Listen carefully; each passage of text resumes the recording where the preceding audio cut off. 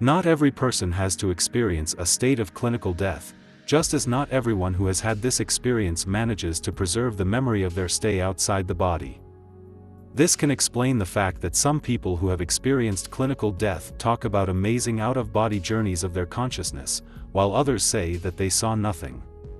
Those who manage to preserve the memory of this experience begin to look at their lives in a completely different way than they were told about it in school textbooks. This is the conclusion reached by Phyllis Marie Atwater, who is a specialist in the field of psychotherapy and one of the first researchers of near-death experiences. Phyllis Atwater was prompted to study near-death experiences by personal experience. In 1978, she experienced more than one clinical death. Phyllis Atwater managed to preserve in her memory the out-of-body experiences of each of them. This woman decided to tell the world about her experience without fear of ridicule and criticism from other people. I died 3 times in 1978. I had to experience my first clinical death in January, the next in March, and the third in October. I had 3 serious relapses. After that, I had to not only relearn how to stand and walk, but also completely reconsider all my beliefs, says Phyllis Atwater. Phyllis Atwater experienced her first clinical death in January 1978. She remembers how that day her whole body began to be penetrated by pain. While in the hospital, Atwater began to call for a nurse. Phyllis screamed so loudly that it seemed to her that her voice carried throughout the entire hospital. But suddenly she had to shut up. The woman saw that her body was lying on the floor. Not understanding what was happening, Phyllis Atwater decided to reunite with her body. But every time she tried to do so, she ran into a light that resembled a huge light bulb. Phyllis was very scared. She was worried that she would not be able to return back. Then she noticed that black drops appeared around her, like ink blots. I could not understand where these blots came from. When I looked at them, my fear became even stronger. But very soon I was back in my body. My return felt like I was stretched like an elastic band on a slingshot and then released. Through the top of my head, I was pulled back into my body down to my toes. When I opened my eyes, I noticed the head nurse. She looked as if she had just seen a dead person. In March 1978, Phyllis Atwater experienced clinical death again. This time she found herself in a void in which she reviewed her life. Phyllis saw not only her actions, but also the result of her every thought. She was shown that every thought that arose in her head came out and lived its own life. Phyllis Atwater says that during this near-death experience, she was able to see how her thoughts affected and changed the world. She was amazed by this discovery. No one had ever told Phyllis that her thoughts could affect plants, water, earth, air. 7 months later, Phyllis Atwater had another clinical death. According to her, in all 3 cases, she did not meet anyone who died. In each of her near-death experiences, Phyllis was alone. But the 3rd time she heard someone's voice. It was so loud that Phyllis felt like the whole universe was talking to her.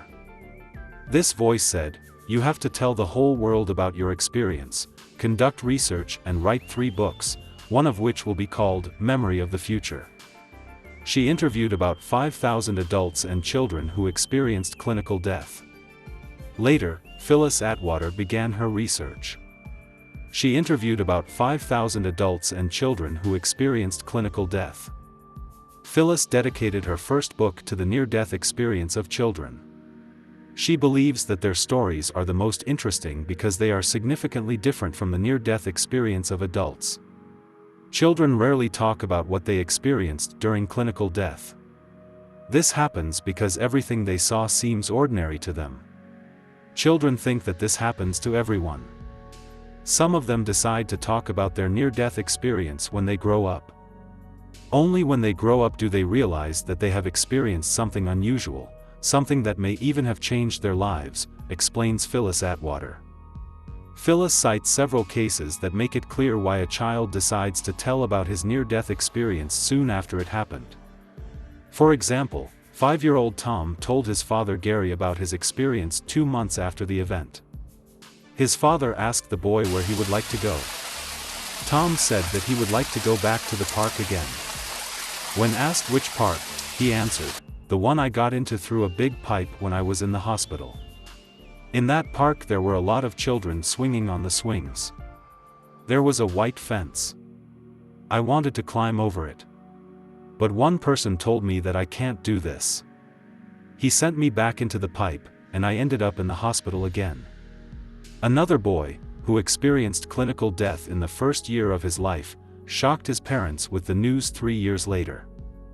When he learned that his grandmother had died, he asked his parents, "When she goes to meet God, will she go through the same garden I did?" Yet, according to Phyllis Atwater, most children report their near-death experiences when they grow up. That's what happened to Natalie. She was 33 years old when she told Phyllis about what happened to her at age 9. In her research into near-death experiences in adults and children, Phyllis Atwater says that the biggest surprise for many people after death is the realization that life is not over. Whether a person sees darkness or light, whether he witnesses pleasant events or negative ones, first of all, he will be surprised that he still exists. He can still think, hear, see, understand, feel. An analogy can be given to the radio. Now we live on one frequency. And then someone or something comes along and changes the frequency for us. The old frequency still exists, but without us. Some people will have to learn all this while they are still alive. And when this happens, they begin to understand that this world is not what it seemed before. Knowledge of life after death changes people. Amazing changes happen to such people. They become kinder, they stop chasing the mirages of matriarchal pleasures, because they understand that our future life will be connected with a completely different reality, says Phyllis Atwater. Well, what do you think about this? If you have thoughts, do not be afraid to express them in the comments.